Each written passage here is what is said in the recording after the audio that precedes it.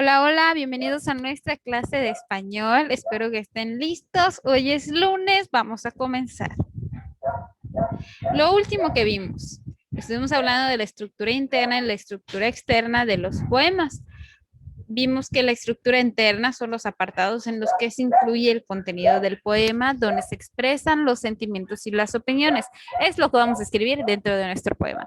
Y la estructura externa, generalmente los poemas los tenemos que definir si vas escrito en prosa o en verso. También suelen dividirse en estrofa, que a su vez se dividen en versos. Así que esta es la forma en la que vamos a dividir nuestros poemas. El tema de hoy es planificando todo para el poema. Chicos, el viernes que nos vimos en la clase en vivo, estuvimos hablando un poco sobre esto. De hecho, ustedes escribieron su primer borrador de su poema y planificamos, tomamos algunas decisiones. El video de hoy es solo para que estemos seguros de lo que vamos a compartir o si queremos cambiar la estructura de nuestro poema, también lo vamos a poder hacer. Por eso es que yo les decía que no se preocuparan, que aún tenemos tiempo para redactar nuestro poema y que quede muy bien y muy padre. Así que siempre que queramos llevar a cabo una cosa, debemos de planificar. Siempre hay que planificar. Lo mismo debemos hacer si queremos escribir un poema. Debemos incluir el tema a tratar. Puede ser de amor, cariño, tristeza, felicidad, e incluso si quieren hablar sobre su mascota, sobre su familia, sobre su mamá, etcétera, pueden hacerlo. También recuerda que debes definir qué figuras retóricas quieres usar. Puede ser una, dos o las que tú quieras, pero de preferencia que solo sean una o dos para que no te compliques mucho a la hora de escribir. Y también no olvidar que hay que considerar que nuestro poema debe tener una estructura interna, es decir, el texto que vamos a escribir, donde ya escogimos que vamos a plasmar, por ejemplo, felicidad y que vamos a hablar de los gatos y la felicidad que te producen.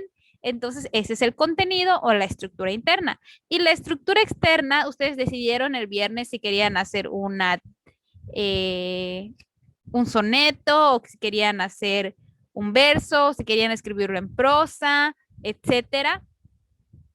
Todo eso ustedes lo definieron el viernes. Si lo quieren cambiar, lo pueden hacer, pero la verdad es que el trabajo que ya habían hecho estaba muy, muy bien, muy buenos trabajos. Por eso los quiero también felicitar. Lo que aprendimos, antes de escribir un poema debemos de planificar todo. El tema a tratar, las figuras retóricas que vamos a usar y la estructura interna y externa del poema. Son esas tres cositas bien importantes para poder escribir nuestros poemas. La idea es que nuestro poema pueda expresar lo que nosotros queremos transmitir. Recuerda que también hablamos que los poemas son subjetivos, es decir, que si yo leo un poema en un libro, ese es lo que el autor de ese poema quiso expresar, pero a mí, ¿qué me gustaría expresar sobre ese tema? A lo mejor para ti, un perrito es alguien que es un buen compañero, pero para el otro autor, el perrito es algo que le causa tristeza porque a lo mejor le pasó un accidente con un cachorro, lo mordieron, etcétera. Entonces, por eso el poema que tú vas a escribir, tienes que hacerlo expresando tus sentimientos, lo que te parece sobre ese tema que escogiste, lo que tú piensas sobre el tema que escogiste. Es así de fácil y de sencillo. Recuerda también que los poemas no necesariamente tienen que tener una rima. Si tú no escogiste hacer un verso y escogiste hacer un texto libre, como lo vimos en la clase del viernes, también lo puedes hacer solo que expresando tus sentimientos sobre el tema que seleccionaste. Es muy fácil y puede llegar a ser también muy divertido.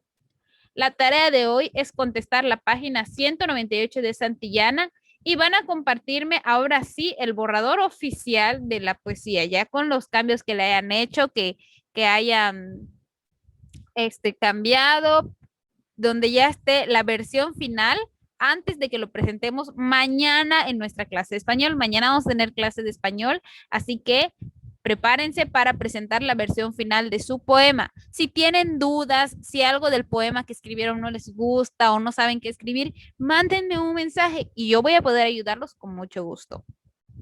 Eso es todo por hoy. Nos vemos hasta la próxima. Adiós.